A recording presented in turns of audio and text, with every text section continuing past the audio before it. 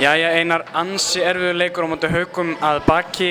Eitthvað jákvætt sem hún getur dregið úr þessum leik? Nei, þetta var mjög erfitt og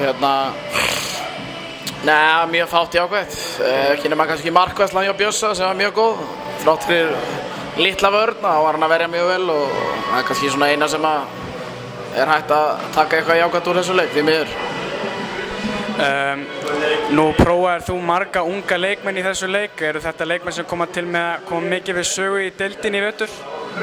Já, vonandi. Það er náttúrulega bara undir þeim sjálfu komið, hvernig þeir taka á málum og þetta er bara liðið sem við höfum eins og staðan í dag og Já, þetta eru strákar sem vonandi koma til með að spila einhver hlutverk í vetur en það verður bara komið í ljós. Nú voru ansi margir lykilmenn sem voru ekki með, þar á meðal Ægir, Jóhann og Róbert Aron Hostert. Hver er staðan á þeim? Já, það er óljóst með Ægir ennþá, kannski einhverjir 1-2 mánuðir eða svona einhverja vikur allavega í það en Jóhann Gunnar verður klárað til helgi og Róbert er veikur, þannig að það er nú bara staðan á þeim eins og er. Takk kærlega fyrir þetta.